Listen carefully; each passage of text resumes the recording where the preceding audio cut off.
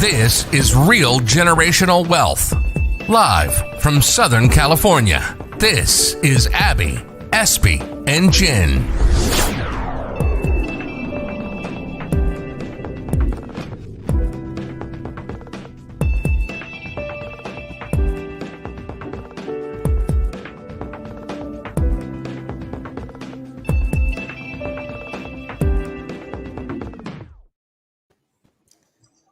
Hi, ladies. Hello.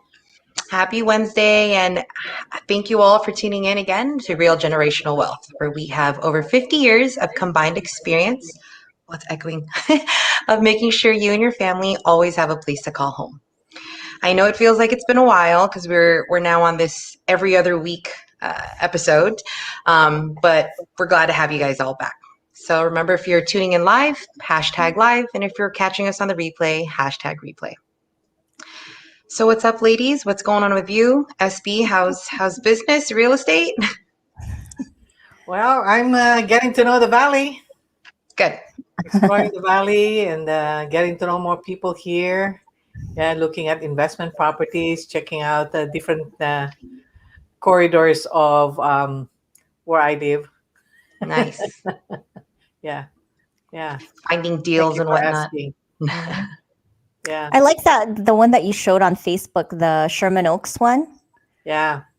Was that a fixer upper or? That's actually it's an old house. There's two houses there, but it's 20,000 square feet. So it's perfect. I have an investor who is looking for something to develop. Usually they put a bigger house there or even multi-unit. I mean, Sherman Oaks is a great pocket, great area to do all that in. Yeah. In the middle of everything. Mm-hmm. Yeah, basically. I had one also by Hollywood Hills, and that is the one that I was showing initially. And the only thing is that the old house was a historical, and the listing agent didn't even know. Oh, wow. That it was a history. He was insisting that he checked it. However, that developer is also doing a project like a couple of blocks down the street, and they ran into something like that, and they had to, for it to be able to work on, and redo it, to reverse it, to change it, it cost them $50,000.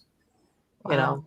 And it's not even for sure that they can build there a fourplex, which they really want to do. Yeah. Interesting. All these city codes. That is crazy. Yeah, that's true. Yeah. So how about what you, about Abby? you, Abby? Yeah. So finally I have my Roland Heights listing in escrow. So yay. And it appraised, which I'm so happy because now it's gonna be the highest price per square foot in the area. So it's really important as agents. So whoever's out there, if you have an agent, make sure if they list your home, make sure they meet with the appraiser, because the appraiser didn't know what comps to use. They were like, "Oh my gosh, I can't find anything over $1 million." I can't find anything over $1 million. So I searched high and low, looked at pocket listings, and even sent them. I printed out comps that were kind of out of the area, and thank goodness it appraised. And you have to have a good rapport with the appraiser too, because I've had appraisers kill some deals for me lately. So I was like, I'm gonna make sure that I meet with them and I mean, I'm seeing in general a lot of appraisals are not coming in at value. Yes. Even with all these, home prices skyrocketing, like I'm still seeing them come in below below purchase price. So that's nice. That's awesome that you guys were able to get yours appraised. Awesome I had one where we were in escrow for $570. The home only appraised for $540.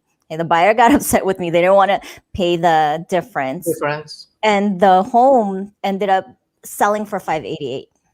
Wow. So we canceled escrow because the seller didn't want to lower the price, and my buyer didn't want to pay the difference. But Somebody the buyer was kind of upset somebody with me, but charged somebody made yeah, an it's like, offer even what can you higher. do, And Yeah. then I was Yeah. like, it's a buyer's, or yeah, Seller's it's a market. seller's market. So Mm. when they got the next offer, it was even higher than ours, and it closed at Mhm. 588. So Yeah. Yeah. oh well, that's That's and real estate. yeah, that's real Real estate. estate. Sometimes it's like, of course, I wanted my buyer to get that home, but it's like sometimes there's things out of our control. Yeah. And I also still have my listing. I have a listing. It was 3.3 million, but we got multiple offers, and it didn't end up going into escrow. But the price is now 3.599 just because of the Oh my market. goodness. That's good. So it's in Yorba Linda. So if anyone knows anyone looking in Yorba Linda, it's in an exclusive area called the Enclave. It's the only gated community there with new construction. It's like almost new construction, and the owner put in about $600,000 worth of upgrades. And it's right Upgrades. across the street from Yorba Linda High School, rated I 10. saw that. It's beautiful. That has Yeah, a lot of trees. it is beautiful. So hopefully we get a buyer pretty soon. But that's how things are going on my end. So how about you, Jen? I feel like our listings are flying off the shelves, so I don't have a listing to talk about. But That's true. I honestly feel like as soon as things list, I mean, the typical timeline of a listing now is, we list it on like a Wednesday or Thursday for showings Friday to Sunday, and then by Monday we're in escrow. And Wow. Yeah. another thing, how you had mentioned multiple offers, like we always make sure to really go through all the offers, because I think right at first, most sellers will be like, oh, let's get the top offer. Let's get the highest offer. But Yeah. because a lot of appraisals are not coming in at value, you want to make sure that you get the people who are financially sound, right? You get people who are willing to remove the appraisal contingency, who have the money liquid to cover that difference just in case. Oh, yeah. I mean, I'm in escrow with a buyer right now, and we are about 10,000 above the highest comp that I could find. So I prepared her. I told her, I was like, look, in the event that it doesn't appraise, you may have to come out about maybe 10 grand above what it's appraised at. She was like, okay, that's fine. She loves the house. It appraised. It came in, Awesome. so That's I don't know. Really? It's kind of this weird hit or miss right now. Yeah. Which is good. You know what I mean? Like it all, I mean, at the end of the day, I believe that the true market value of any house is what a buyer is ready and willing to pay for it, right? Kind of Yeah. like your buyer didn't want to Supply pay and the demand. 570, but there was another one Yeah. who was willing to pay 588. So Yeah. I had another buyer too, where we came in at 450, but the appraisal came in at 430, but they lowered the price right away. So it depends on the agent and the seller too. In True. this case, we were working with a corporation. So they have no feelings. They're just there's like, no emotional we're attachment not to lowering it. the Yeah. price. That's it. So yeah. Plus, they are into Coda. They're into Yeah. Coda. So There's no emotion too, Yeah. and they're not moving. It's a company or a corporation that owns it. But anyway, so let's get to our show. We have a special guest today. It's attorney Jose Mendoza. And attorney Mendoza specializes in real estate litigation. So I'm really excited to have him on the show today. Hi, Jose. How are you? What's up, attorney? Hi, Jen, Abby, and SB, and Thank the you, audience. attorney. How are you? Yes. Good. We are excited to find out what you can share with us and our audience. Definitely. Pick my brain. I'm here. Well, tell us a little bit about yourself. I know Abby just mentioned you basically do real estate litigation. But yeah, give us a little bit about your background. Sure. So I've been licensed for 25 years. I went to UCLA undergrad. After undergrad, I went to Loyola Law School, graduated in 96. And my first job was actually at Coldwell Banker. So for the first 13 years of my practice, I was in-house litigation counsel for Coldwell Banker and representing its agents from Santa Barbara down to Orange County. And that's where I really got my start. And after Coldwell Banker for 13 years, I moved to a private law firm, and then I moved to another boutique law firm, which I am now. And our specialty in this firm is we represent the brokers and the agents with E&O, with errors and omissions when they get sued. I also represent buyers and sellers, in all real estate transactions, and or even after a real estate transaction, if they get sued for maybe a non-disclosure issue or any other issues. So that's kind of my, I'm a trial lawyer. I've gone through jury trials. I've gone through, arbitrations with the judge. I am also on CAR's Legal Affairs Forum. So I'm one of maybe 200 lawyers on CAR who actually, try to share and develop strategy to help real estate professionals like yourselves. Very cool. Amazing. Luckily, we haven't had to go, or I haven't had to hire an attorney yet. But there is I see a lot of potential pre-litigation going on. Every transaction, I feel like, has potential to go to court. Oh, definitely. There's always, pitfalls, especially for the unwary agent, for the newer agents, or for buyers, or sometimes you have just, sellers who are hiding the ball, or clients or other real estate professionals who aren't very cooperative or responsive. So it tends to make transactions more difficult. That's true. Yeah, I had to file an ethics violation complaint against an agent because I'm working with one of her past clients, and she was upset that the client didn't hire her to list their property, but she was interfering. Like, she was interfering right when I listed the home for sale, or right when it hit the market, she was just in my client's ear, and it was impeding me from being able to do my job effectively. So I filed a ethics violation complaint. I didn't want to, I really don't like doing that kind of stuff, but it's just agents like that are what give us a bad name sometimes. That's right. Like, you have to adhere to everything and the code of ethics. And I think the code of ethics is the main, one of the biggest thing that we have to deal with. Yes. Especially with the kind of market we have right now, listing agents sometimes can be unreasonable, or they don't want to really be, practicing what they're supposed to do because they feel like that they're up in the hill. No, it's true. On top of the world. Yeah, I mean, definitely there are unethical agents out there. I mean, I've represented agents in procuring cause commission cases or arbitrations with the board. No. That agent stole my client buyer. I could tell you stories, but yeah, it happens, unfortunately. Yep. Yeah. I've been in one of those situations, so I make sure all my agents know that procuring cause is a thing. Definitely. Yeah. But okay, let's start with something you do. I know you said that you represent also buyers and sellers. So let's start with buyers. Okay. In a situation where, because us as agents, we obviously educate our clients, hey, these are your contingencies. This is what will protect your EMD and escrow, right? I usually walk all my buyers through all of that. But there's always still, not loopholes, but there could always be issues that arise, right? So in your opinion, let's take it directly from you. What can buyers do to protect their EMD? Sure. So, in a perfect world, as a buyer, you want enough time to make sure you complete all your inspections and obtain financing, and that the property appraises for the purchase price. But in this market, a lot of that goes out the window because now a lot of buyers feel that they have to have a strong offer. It has to be maybe all cash, has to be above asking. They got to remove a lot of contingencies up front.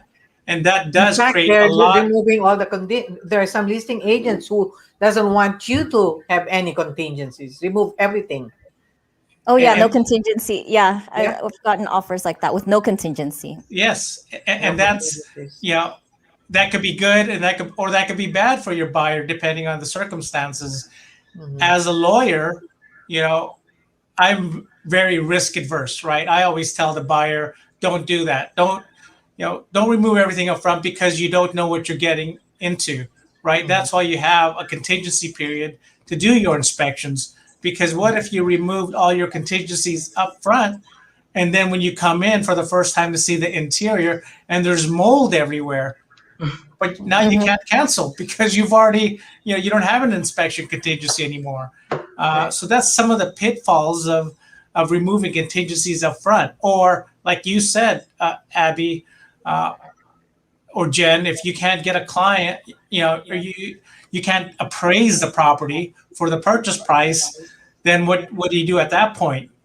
If you remove that contingency up front, you can't cancel the deal based on that.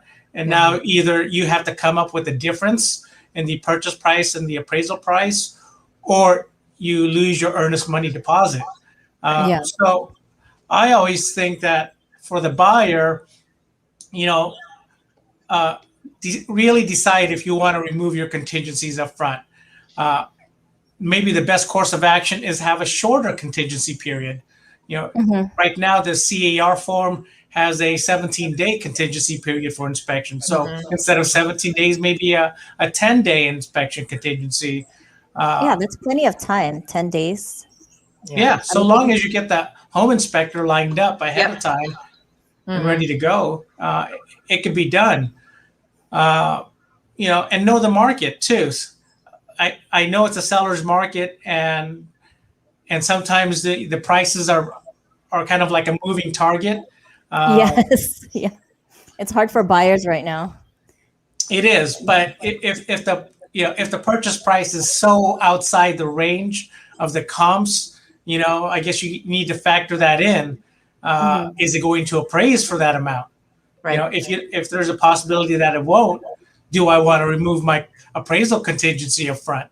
Or do I want to keep that closer to, to me, when it's time to remove the appraisal contingency? So those are some of the things you want to do to protect your earnest money deposit as a buyer, because once you remove your contingencies and you as the buyer default, either it doesn't appraise, you can't get your financing, or you just don't like something you saw when you actually saw the interior of the property, well, it's too late. You can't cancel without possibly losing your earnest money deposit. So, watch out for that as a buyer. Speak with your agent. Make sure the agent's knowledgeable in your area. Make sure you're getting comps, and make sure you're pre-approved for your purchase price. Yeah. As agents, I feel like that's our first job representing buyers, is to protect their earnest money deposit. Like that's the main objective, protect their deposit. Of course, get the escrow moving along as well, but that is the most important aspect of our job, I feel like, is protecting that deposit. Because I've had instances where, one instance where we removed contingencies, but when we were going to do the walkthrough, the home was vandalized. So we were supposed to close escrow in 2 days. And we did our final walkthrough, and then the home had graffiti all over it. And it ended up, we found that it was the listing agent's fault, because they just kept the key like in a mat and they didn't protect the home. So we canceled. The buyer was devastated though, because that was like their dream house. That was their first home. That was going to be the first home. But luckily we got the deposit back. So, because I guess in that case, the sellers knew it was their fault, right? They didn't protect the house. Yeah, no, they fought us. They did fight. Yeah. Yeah, they fought us for a few days, like probably about a week. But I was like, how can it be our fault when, you guys are the ones that allowed access or didn't protect the home from access from vandals? So we ended up winning, but in a way it's like we didn't really win anything, because we were back at square one. Looking at homes again, and they were kind of traumatized with that experience. So I had a situation where my buyers, this was a couple years back, not in this crazy seller's market, but we had a 21-day loan contingency, and it was like day 22, I think, day 22, day 23, and we got loan denial. The loan didn't go through. Yeah. Oh. Around about day 21, the listing agent's like, hey, your contingencies are due. Where's your contingency removal? And I'm never one to, I will not remove any contingencies. I get the absolute like clear to close and the green light from the lender. Me too. I Because never a lot of remove lenders, they'll contingency. say, oh, it's okay, or all we need is one more thing or it'll be fine. No, if it's not a clear No. to close or a full loan approval, I won't remove that final loan contingency. So Yeah. on day That's the 21, I last to told him, I was remove. like, Yeah, yeah. that's So I the told him, I was last. like, let me check with the lender. And the lender was just like, well, give me another day. It's still in underwriting, So I think it was day 22 or 23. He was like, look, the loan didn't go through. And so I went back to the listing agent and I said, sorry, we're going to have to cancel. And they fought us, basically. Apparently the seller was a litigation attorney. And he was like, Oh, no, and the damages you caught, whatever he argued. But we never removed our contingency. We still had Yeah. the contingency. So they really had no so you were leg to safe. stand on. Mhm. But they were just being jerks, and they fought us for about a week and a half until they released our deposit. So Mhm. Mhm. Yeah, sometimes I have to tell them, if you guys don't release our deposit, we can always put list pendants on your a on your lien property. on your property. If you guys want to fight, okay, we can do that, and the house will never sell. But we never end up going that route. It takes. I think it's pretty difficult to put a lien on a home, On a but property. yeah. But if they're holding on to the deposit, they can't really open escrow with another Yeah. buyer if they're still like, I don't I'm that's my assumption, Right. attorney. Like, if they're still if there's still a dispute over the deposit, can they open escrow with another buyer with the same escrow company? Well, well, they can open escrow with another company. Uh, Sometimes even with the same company. I've seen that. But what you need to do, if on the second transaction, make sure that you're not selling the property twice. If you're the listing agent, you don't want to sell the property twice. So you need to put in to help your seller, to protect your Perfect. seller, Yeah. is that the second sale is contingent upon the successful cancellation of escrow number one. Mhm. And only then, once escrow is successfully canceled for number one, then can you proceed with escrow number two. So that way you're not binding the seller to sell the property to two different buyers.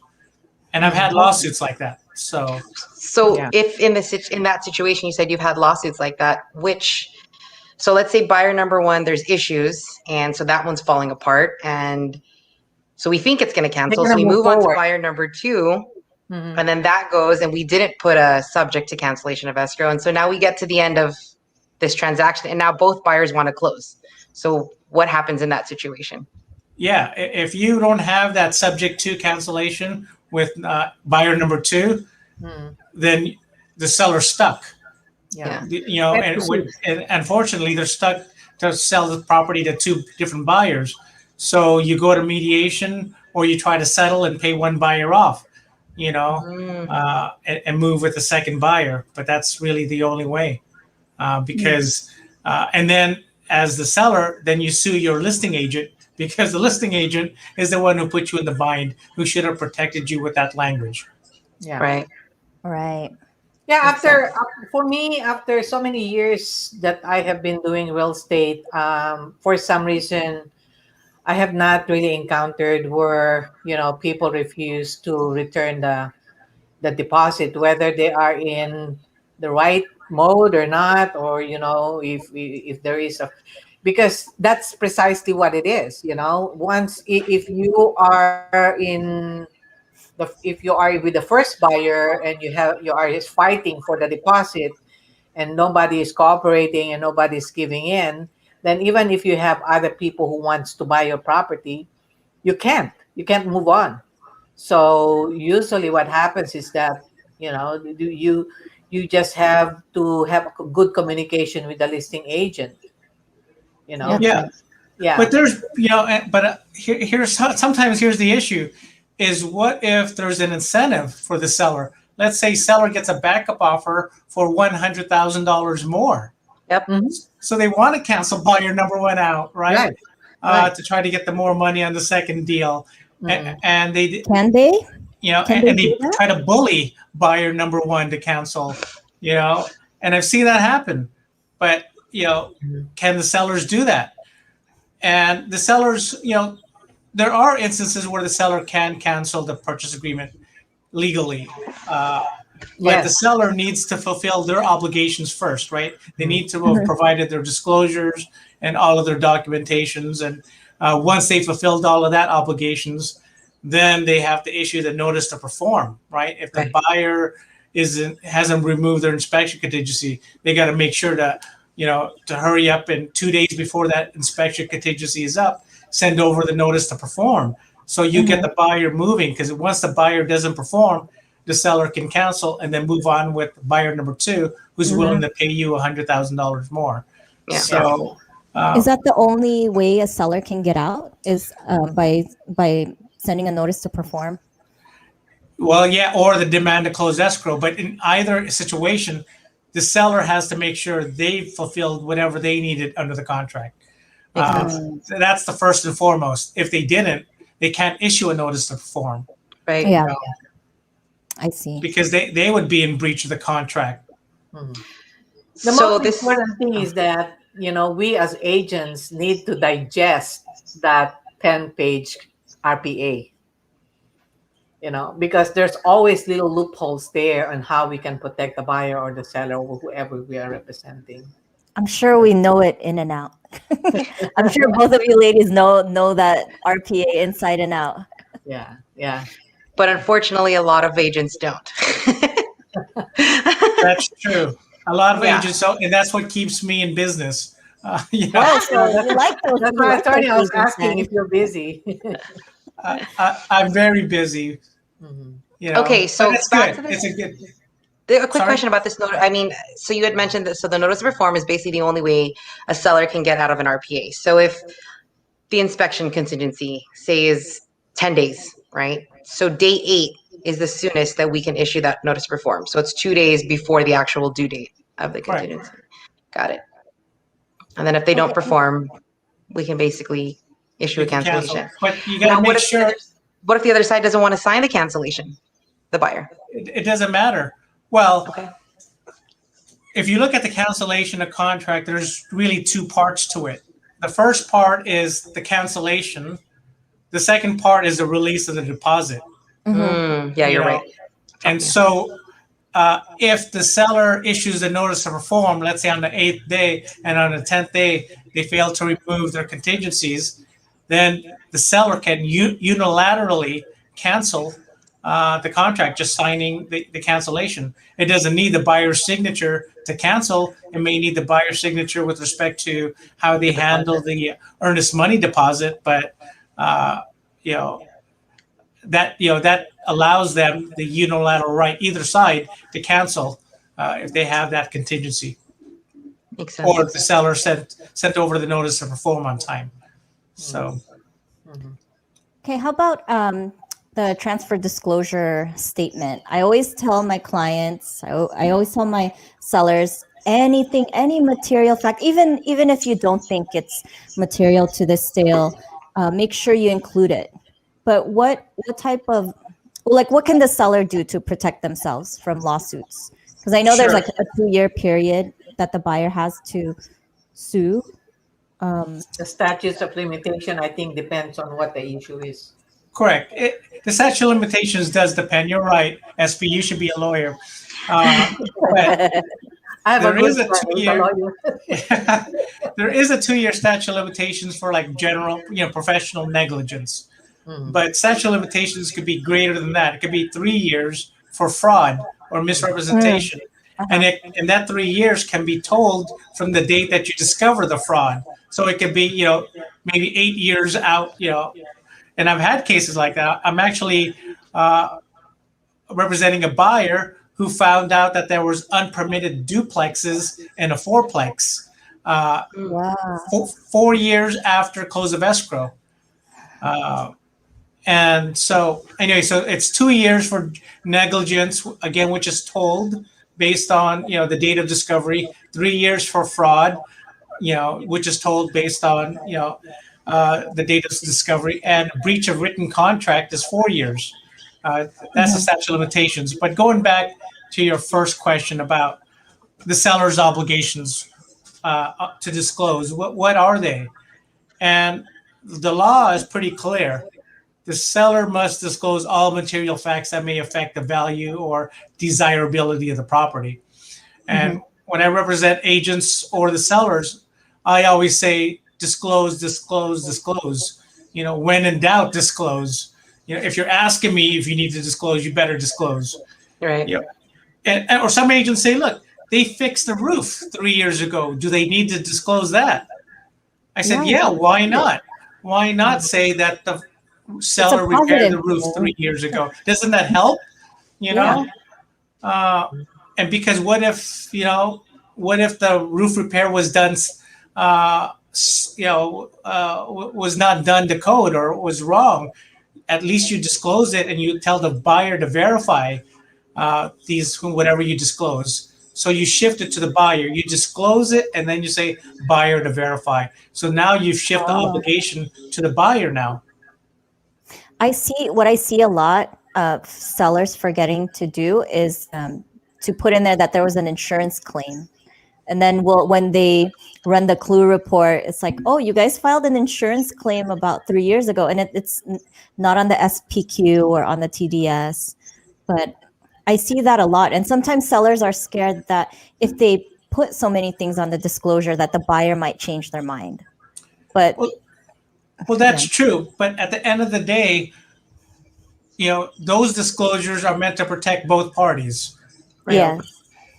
And, if the seller feels uneasy about disclosing something, I would have a serious heart-to-heart with them if I was the listing agent representing the seller. I would say you need to disclose it because the last thing you want is Jose to file a lawsuit against you for fraud or concealment. That's right. And if the agent knew about it and was complicit in the concealment, then the agent and the broker is going to be on the hook too. So, there's several times when I was in-house at Coldwell Banker that we had to drop a client. We had to drop a seller because the seller was adamant, I'm not going to disclose this. Wow. Right. And so there's no way we're going to be complicit in a fraud. Yeah. So I have a question for you, attorney. Yes. With all this crazy market right now where the buyer is compelled to do an as-is, no contingency, no inspection, no appraisal, and even in the MLS, we have it on the agency marks that, buyer's responsibility to do all the inspections. We are not responsible for any square footage or seller. The seller and the listing agent already gives a blab there right there in the MLS saying that, square footage, anything, it's the buyer's responsibility to check all of that. And we are not, in other words, we're not guaranteeing any of those. So let's say in about 3 years, 4 years now, how can you advise even the agents, the buyer's agent who are representing the buyer's interest? How can you advise us to be able to make sure that we are properly protecting the buyer in this kind of water that we are, treading on? Can you give us some pointers on that? Well, again, it depends on what the issue is. I think I kind of briefly discussed this previously. Do we want our buyer to remove contingencies up front? That's on a case-by-case basis, depending on the buyer's sophistication. If it's a first-time home buyer, do I want them to remove their contingencies up front? Possibly not. But if I'm representing a real estate investor who's on his 20th property or her 20th property, and she has a team of contractors who could come out and do work, then then it doesn't really matter in that situation. So it's on a case by case basis with respect to each specific buyer that you're representing. But from a licensee's perspective, you as a buyer have a buyer's agent have a duty to conduct a reasonably competent and diligent inspection of the property and disclose what you see on your Avid, right? The TDS and your Avid. Or if you learn material information during escrow, you got to disclose that too in your Avid, not just what you see. And let me give you a story. I mean, a real life example of what happened. So I told you I was at Coldwell Banker. So managers would call me and say, "Hey, Jose, I have this issue. Can you help out?" So one day I got a call. It was from a Studio City manager. And she said, "Jose, we just got this listing." And the listing agent, said that the contractor who was doing work at the property, for the seller to keep to market it, said they're happy that after 3 weeks they're done with the remodel. And they asked the contractor why. Why is that so mysterious that you're finished? Well, he said, during my 3 weeks when I was remodeling, my tools were being moved from one place to another, and the doors were opening and closing, and I was the only one at the property. So do we need to disclose that? And me, obviously being the attorney, said, yes, you need to disclose it. So then follow-up question is, how do you disclose that? Yeah. And I said, just be very matter of fact. Just put in your Avid, per contractor, tools moved around, doors open and close, prior to verify. And so they said, okay, we'll do it. We'll follow your advice. You're our lawyer, Jose. We'll follow your advice. So they get into escrow, and this buyer receives the disclosures, and says, what tools moved around, doors open and closing? I don't believe this, but let me spend one night before I close escrow At the house. and at the house. So we spoke with the seller. The seller is agreeable to let them spend one night. I draft the hold harmless agreement, and they signed it. And the buyer, slept over the property for that one night.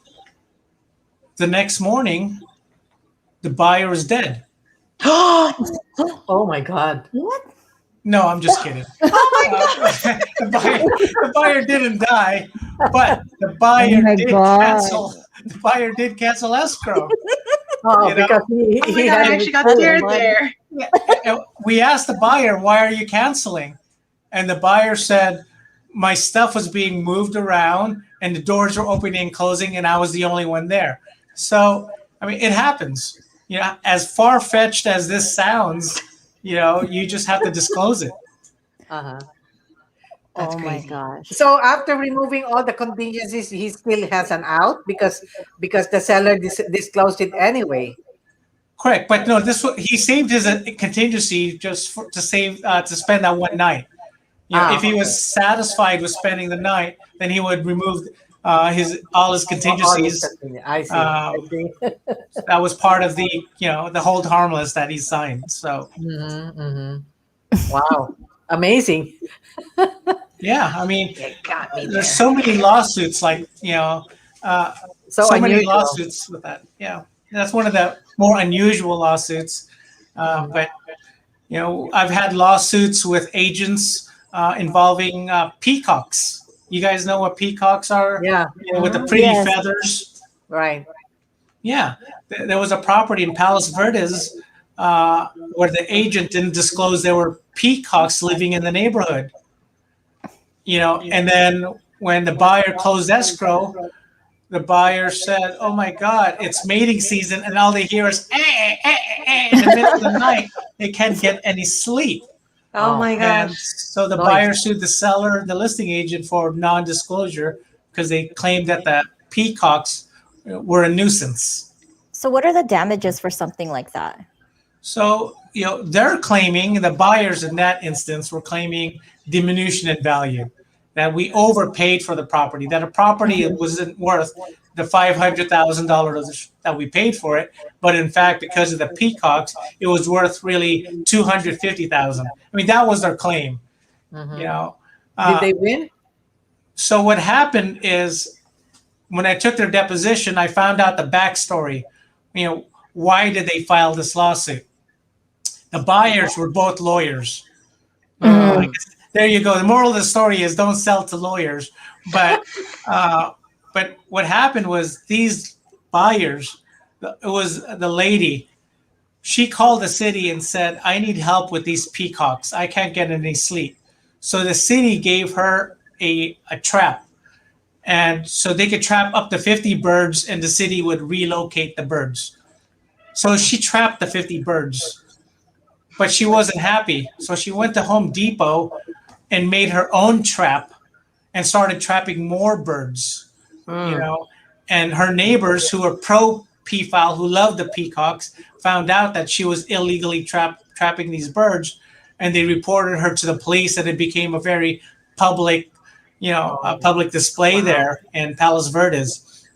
And I think that's what led her to file this lawsuit. At the end of the day, we settled this. We settled it. They didn't want, they wanted 250, but we settled for a small portion of that. Because, as you know, in the buyer's inspection advisory and the statewide buyer and seller advisory talks about wildlife, and it was, and the buyer at deposition said, yeah, I saw a couple of them during the open houses, but I didn't think anything of it.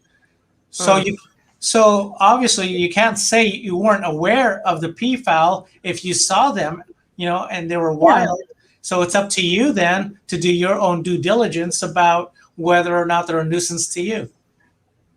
So, attorney, we have a question from the audience.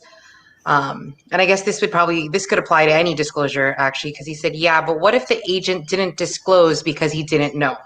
So I'm sure you've seen a ton of these case situations where the seller or the agent's like, well, I didn't know. How do you go against that, or how do you explain that? Quite well, and that's the thing. It depends on what they claim they didn't know. Because I've had a lot of times where the seller say, I didn't know the roof was leaking like a sieve. But then when we had an inspector come out to take a look at the roof, in the attic there were buckets strategically placed in locations where the roof leaked. So That's lying. So you can't say that you didn't know someone put the buckets up there. Or the biggest culprit, or the person who's really going to tell the new buyer what happened at the property is who? It's the neighbor. Yeah. Right. The neighbor will say, "Oh, you mean that the Jones didn't tell you that they had mold at this property for 5 years and they had a big battle with their insurance company?" So I had that same thing happen. Like we bought a home, somebody had passed away in the home, and I just felt like it was haunted. Like I always got the heebie-jeebies or the chills whenever I would walk down a certain place. And the neighbor was like, "Oh, you didn't know he died? He died while they were eating dinner, and he had a heart attack." And I was like, "Oh my gosh, I thought he died like in a different way, but not because every time I would go to the kitchen, I like the hairs on my back would stand. I just get the chills." So it's like, okay, the neighbors, they just tell you everything. Yes. Yeah. So The neighbors are going to be your witness, right, at trial.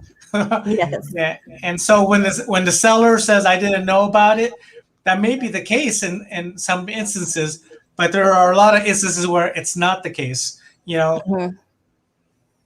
Yeah, especially with a barking dog. That one, I don't see a lot of sellers putting on there that there's a barking dog, and then when the buyer moves in, sometimes they're like, "Oh, we didn't know about this barking dog," or that the neighbors had barking dogs. But yeah, the neighbor can go in there and say, "Oh, that dog barks all the time." But is that actionable though? If it's something like that, like because It, barking it dogs don't bother me. I have a lot of dogs, but it might bother other people. Sure, it could be because it's a material fact, right? And again, I would just, if I were the seller and you knew there was a barking dog, even if it didn't bother me, would I still disclose it? Yeah, I'll say dog barks, right? Buyer to verify. It's just Because the too last thing I too good. want is some buyer who's very sensitive, who works during the day, I Mhm, mean, who works at night and sleeps mhm. during the day to be bothered by this barking dog. Right. That's true. Mhm. Yeah, you wouldn't think it's something big, but then to a buyer that does sleep in the daytime, that's huge. Yep. Yeah. And I guess that, and I guess the next question is, well, what are their damages at that point? Right? Right. What's their recourse?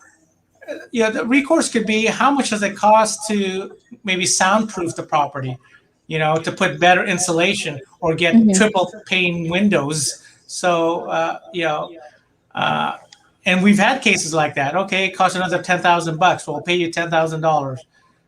Because in that situation, the seller actually knew about the barking dog and complained about the barking dog, but didn't disclose it to the Yeah. buyer.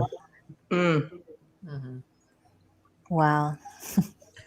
Well, it is also important that, we as an agent, we have to really be also observant. Like, for instance, if you are selling a property right next to the golf course, so sometimes it can be a very exciting situation when we're showing the property and the buyer get excited about the view and all that. And but the thing is, it maybe somewhere down the line they would say, oh, you know what, those golf balls are really hitting our windows, and we have a lot Mm. of windows that are being right now, you know so it is important that if there are certain hazards that maybe we think of that can be a possibility, that's something that you need to be addressing to the buyers at this, during the time of escrow, during the time of inspection, Of course, and yeah.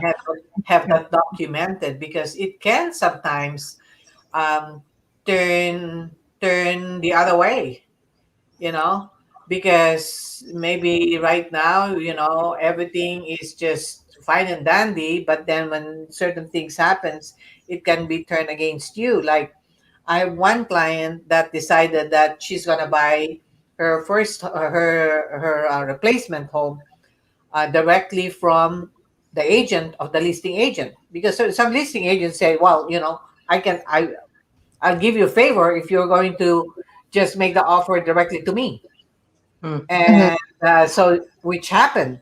And then right after she closed escrow, a couple of months after, she finds out that the plumbing is stuck, the eaves are dripping and all that. But then she signed an as is contract. And that's a question I want to ask, attorney. So does she have anything to turn around to because of that, or that's it? Well, all CAR purchase agreements, it's always as is. Yep. Mm, But the distinction, though, is if there are material facts or defects that are known, the seller has to disclose it. And if the seller fails to disclose that, then you have a claim against the seller. So in your situation, SB, if the seller knew that the eaves there was a water intrusion in the eaves, they got to disclose that. And if they didn't, then you could sue them for that, even though it says as is. As is just means you're taking the property in its current as is condition, with the proper disclosures made to you by the seller. But if the seller failed to make those disclosures, then it doesn't matter if it's as is. It's a concealment claim against the seller at that point. Right. Oh, okay. I mean, as agents, in addition to the Avid form, because I see a lot of agents just cross out, the Avid form. They don't put anything, or everything is okay or good. Nothing noted. Yeah, nothing noted, or they just leave it blank, right? And then they just send it over.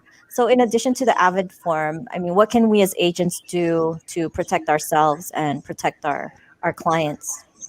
Well, that's good, Abby. What I always tell agents, and I do risk management seminars for agents too, is never leave it blank. You know, Oh, yeah. if anything else on your Avid, just put buyer to verify. Your broker or buyer recommends that buyer hire professionals to inspect the property. Because broker has no expertise in this area. At least that, but you really want to look carefully, and if you see a stain, disclose it. Most agents think, oh, it's okay if I verbally tell them. And I say, no, No. I'll Yeah. tell you, because if I go in front of a jury and I'm representing you and you just say, I told the buyer, and the buyer says, no, she didn't. It's a he said and he said, she it's a said, word against a and word. the jury is always going to believe, unless they really hate the realtor, is always going to believe the buyer in that situation, right? So if you don't have it in writing, you didn't disclose it. Makes sense. Okay, that makes sense. Yeah, that's good So to that know. brings me to like the last point is like, I get a lot of questions about mediation, arbitration. Right. What's the difference between the two? Do I need Yes. to, what are they? Number one. So mediation, it's an informal setting, right? Where you have maybe a retired judge or a lawyer or even a licensed sales professional who's a third party who'll hear both sides between a buyer and seller and try to resolve the dispute. This is before any litigation or arbitration is commenced, and it's non-binding. So you go to mediation, it's voluntary, and you could voluntarily settle or you could voluntarily not to settle. So that's the mediation in a nutshell. Arbitration is you hire a retired judge or a lawyer and they make a ruling. You present evidence, you present your witnesses, you cross-examine people, and you live by that. That ruling is binding on the parties. So there's actually, in essence, a bench trial. That's the arbitration process. So one is voluntary and non-binding. The other one is binding. Makes sense. And when you look at the purchase agreement, it says that before a buyer or seller can file a lawsuit or initiate an arbitration, they must go to mediation first. Yeah. And Okay. I like that because a lot of times, sometimes there's just misunderstandings. It's So you go to mediation, miscommunication. yeah, you Yeah. can clear that up, and you can avoid a lot of headaches down the road. Or I always get asked too, should I advise my client to initial the arbitration, right? Can they not? Can And they Yeah. not? It's well, There's some I people who don't. if you actually if you're in your car forms and you send it out, if you send it out for signatures through car forms, it's actually optional. So I've had so many situations where my buyers have not clicked it because they didn't know. They're like, oh well, I guess I don't have to, Yeah. so they haven't clicked it. I mean, personally, for me, I'm a litigator, so I prefer the courts. I prefer the court system. For some people, they prefer the arbitration because it's faster, but it may not necessarily be cheaper. And I'll give you an example. I went through a 6-day arbitration last year in September. I represented the seller in an alleged non-disclosure case. The buyer sued my client sellers saying you didn't disclose foundation problems with the property. Ooh. The arbitrator charged for the 6 days $40,000. So it's Oh my not cheap. God. That's just the arbitrator fees. I was paid $250,000 in attorney's fees, and luckily I was able to defend the lawsuit, the arbitration claim, and my seller won and got back all his attorney's fees and all the arbitrator costs. Oh, that's awesome. It does get Must have been an expensive. expensive house. Yeah, it was a $2.5 million property, and they were demanding $1 million to settle this lawsuit. Wow, That's interesting. that's crazy. But always you need to mediate first, because if you, under the contract, under the RPA, under the purchase agreement, it says if you don't mediate before you commence arbitration or litigation, then you lose your right to attorney's fees, even if you've prevailed later on. So the first step is mediation. Yes, Has to be. always.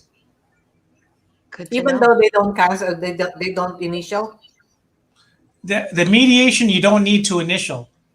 It's just standard. It's included in the purchase agreement. The only thing you initial is whether or not you agree to arbitration or whether or not you agree to liquidated damages. Oh, Right. So do you recommend that I mean, just finding out how much arbitration costs, I mean, do you recommend that they do arbitration or go to court? I personally prefer court because one of the other problems with the arbitrator is you really can't appeal the ruling, even if they're wrong on the law. Even if they're wrong on the law, you can't appeal it. There's only limited circumstances where you can appeal an arbitrator's ruling, and that's if you could show some sort of fraud.